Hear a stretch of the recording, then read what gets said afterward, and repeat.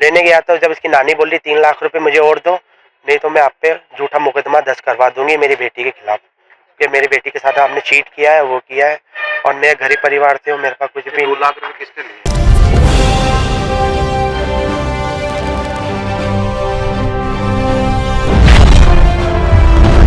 शादी के कुछ दिन बाद ही पगफेरे के लिए पीहर गई अपनी पत्नी को लेने जब नितेश अपने ससुराल पहुंचा तो वहां मौजूद मोंटी नामक युवक उसके साथ अभद्र व्यवहार करते हुए मारपीट की ओर उसकी पत्नी व ससुराल पक्ष के लोगों द्वारा उसे झूठे मुकदमे में फंसाने की धमकी दी और 3 लाख रुपए और देने की मांग की, जहाँ नितेश ने अपने ससुराल पक्ष के लोगों के खिलाफ रामगंज थाने में रिपोर्ट दर्ज कराई है।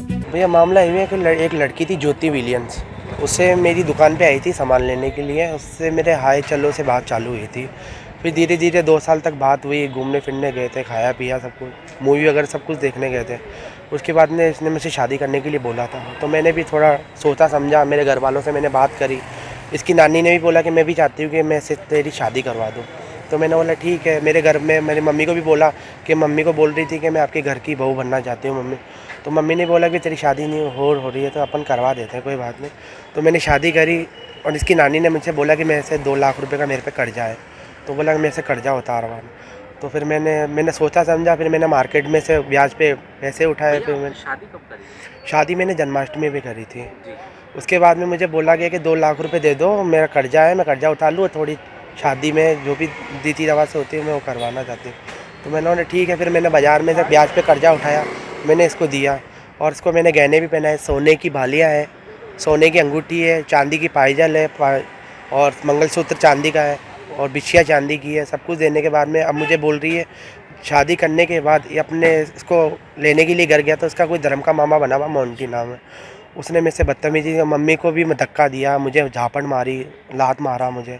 और मैंने उसको बोला कि आस पड़ोस वाले भी गवाह हैं उनके, जब मैं उनको लेने के लिए गया था, जब वो आ ही नहीं रही थी।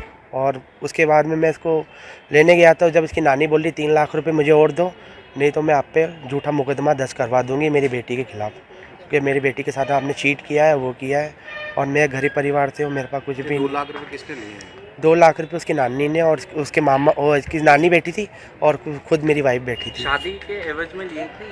शादी के 2-4 दिन पहले लिए थे। किस 2 लाख रुपए जो लिए गए हैं आपसे, तो किस एवज में लिए गए?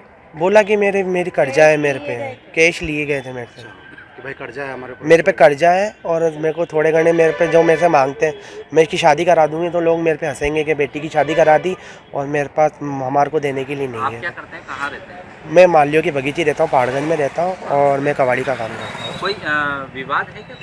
कोई विवाद नहीं है। और आप वो है? नहीं, कोई विवाद नहीं है भैया, कोई परेशानी नहीं है। आप परेशान क्या नहीं, चाहते हैं आप? मैं तो चाहता हूँ मैं तो उसको रखना चाहता हूँ। जी। अब वो नहीं आना चाहती है। मैं तो उसको लेने के लिए भी गया था 2-6 हज़ार बार। वो बोल रही कि मैं बस झूठे मुकदमे बना के मैं तेरे को अंदर कर। शिकायत दर्ज कराई है इसको लेकर? हाँ, मैंने करवाई कौन से थी। थाने में? मैंने पहले कलेक्टावर दी थी रिपोर्ट, कलेक्टावर वालों ने मेरे को बहुत सपोर्ट करा। उसके बाद में रामगंज चौकी वालों ने मुझे सपोर्ट करा, उसे मिलवाया। जी। और वहाँ पे भी उसने मुझसे चौकी में भी बदतमीजी से बात की थी, बोला तेरे को जो करना कर ले। आज कहाँ पर आए हैं आप? मैं एसपी साहब के पास में आया था। क्या जवाब मिला? मेरे को एसपी साहब ने बोला कि मैं कोशिश करता हूँ और जैसा भी होगा मैं आपको बताऊँगा। थाने जाने के? हाँ, थाने जाने के लिए बोला। आपका नाम? मेरा नाम नितेश है।